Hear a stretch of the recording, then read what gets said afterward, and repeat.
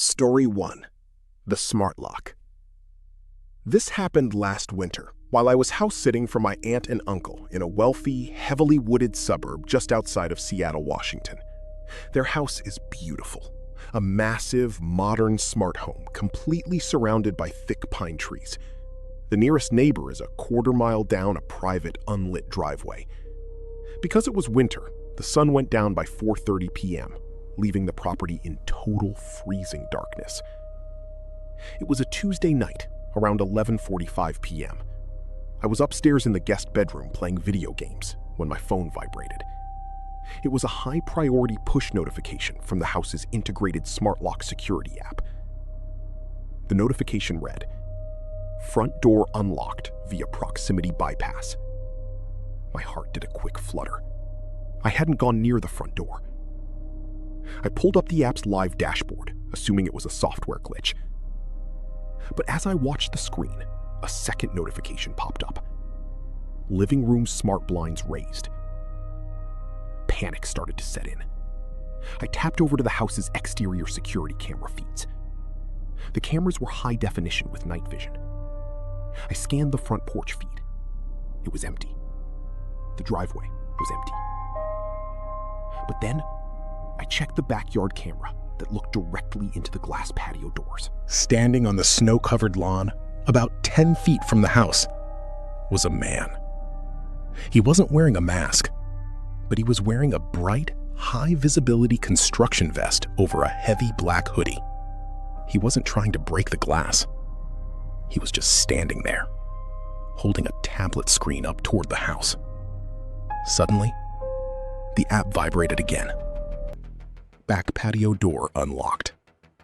The realization hit me like a physical blow. He wasn't trying to smash his way in.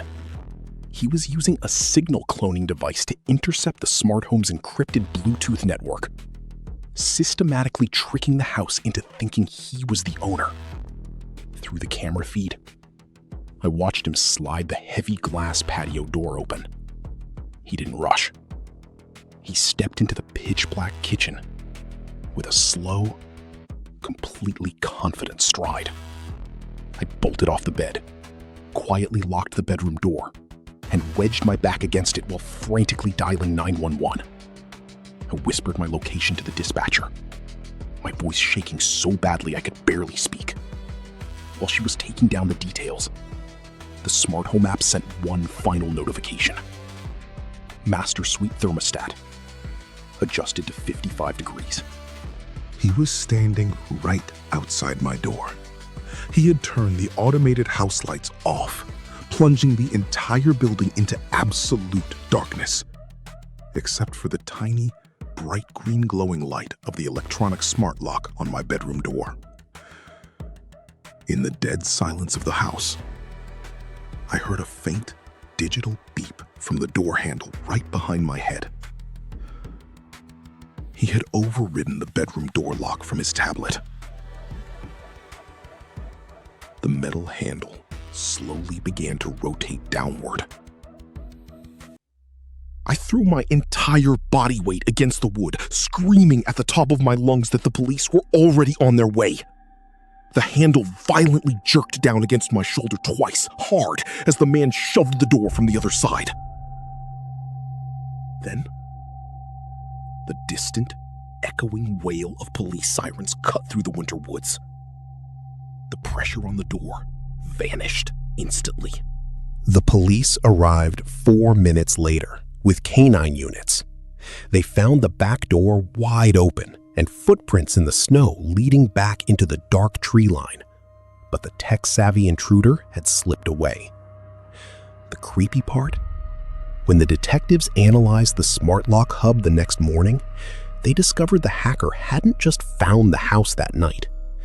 He had been lurking in the woods for 3 straight days, recording the house's encrypted network signals and mapping out exactly which room I slept in every single night. Story 2. The Night Shift Guard. This happened 2 years ago when I worked a temporary night shift as a security guard for an upscale, partially constructed residential neighborhood in Austin, Texas. The developer had built about 6 luxury homes, but the rest of the phase was just empty concrete foundations, dark skeletal wood frames, and piles of raw building materials. My job was simple. Sit in my truck from 10 p.m. to 6 a.m. and do a walking perimeter check of the empty houses every 2 hours to make sure nobody was stealing copper pipes. It was around 2:30 a.m. on a sweltering July night. The air was completely stagnant, and the only sound was the distant hum of the highway miles away.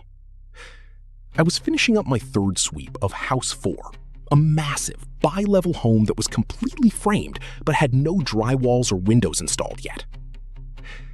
I was walking through what would eventually be the living room, shining my heavy Maglite flashlight across the exposed wooden studs, when I heard a distinct thud directly above me.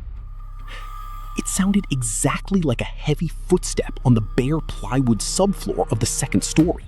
I froze, killing the beam of my flashlight instantly. I stood in the pitch blackness for a full minute, listening. I assumed it was just a raccoon or a stray dog, but then I heard a faint, rhythmic sound. Scritch, scritch, scritch. It sounded like someone dragging a heavy piece of metal across the floorboards directly over my head. I unholstered my baton, clicked my flashlight back on, and quietly walked over to the temporary wooden staircase leading up to the 2nd floor. I kept the light low, pointed at my feet as I crept up the steps. The wood groaned softly under my weight. When I reached the top of the stairs, I swept my light across the massive open upper floor. Piles of drywall sheets and bundles of insulation were scattered everywhere, casting long, distorted shadows under the flashlight beam. The room appeared empty. I walked toward the center of the room to check the back balcony area. As I stepped around a massive stack of plywood, my flashlight caught something hanging from the exposed ceiling joists. It was a thick, heavy industrial chain, padlocked tightly around the support beam. Hanging from the bottom of the chain was a rusted metal dog collar. My stomach completely dropped. This wasn't building material. I stepped closer, shining my light directly on the floor beneath the collar. Drawn onto the bare plywood in thick, oily black grease was a massive circle with 5 small numbers scrawled inside it. Suddenly, a foul metallic stench hit my nose, the distinct smell of rotting meat and old sweat. Before I could even turn around, a low, wet whisper came from the darkness behind a stack of insulation sheets just 4 feet to my left. "You're early tonight." I didn't think. I let out a sharp yell, spun on my heel, and sprinted down the wooden stairs as fast as humanly possible.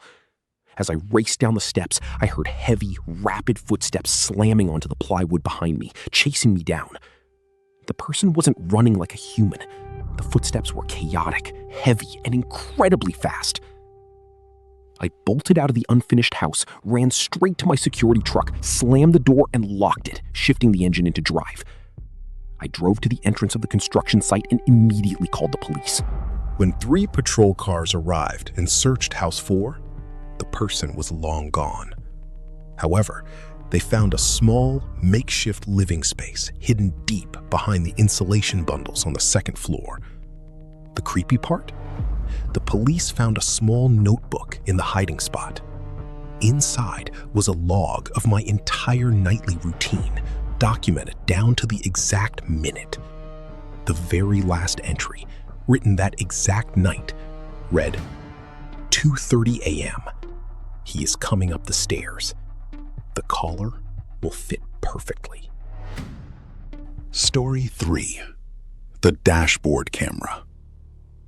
This happened back in October of 2024, when I was working as a late-night delivery driver for a local medical supply company in rural Pennsylvania. My job involved driving a large, unmarked white cargo van to deliver emergency oxygen tanks and specialized equipment to elderly patients living in isolated rural areas.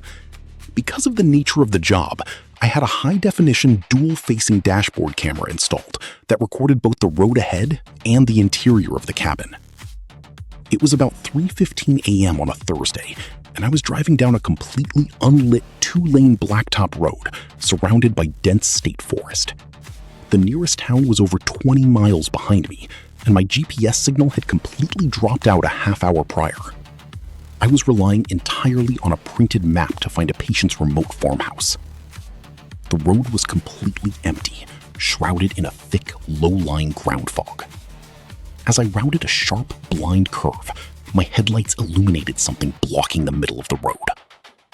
I slammed on the brakes, the cargo van skidding slightly on the damp asphalt before coming to a complete stop about 15 feet away. Sitting perfectly upright in the exact center of the lane was a dark, wooden rocking chair.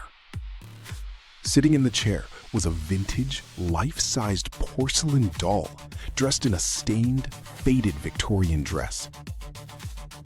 The doll's head was tilted slightly to the side, its glossy glass eyes staring directly into my windshield.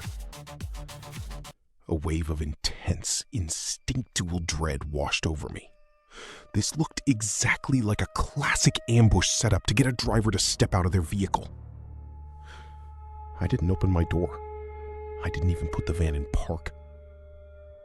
I kept my foot firmly on the brake, threw the transmission into reverse, and looked into my rearview mirrors to back up and turn around. But as I looked into the rear camera monitor on my dashboard, my blood completely turned to ice. Standing directly behind my van, blocked from the view of my side mirrors, were 3 men. They had emerged silently from the pitch-black woods the moment I stopped. They were standing shoulder to shoulder, wearing dark clothing and blank, white theatrical masks. One of them was holding a long, rusted crowbar, and the other 2 had heavy-duty ratchet straps stretched tightly between them. They were preparing to trap the van from behind while I was distracted by the doll in the front.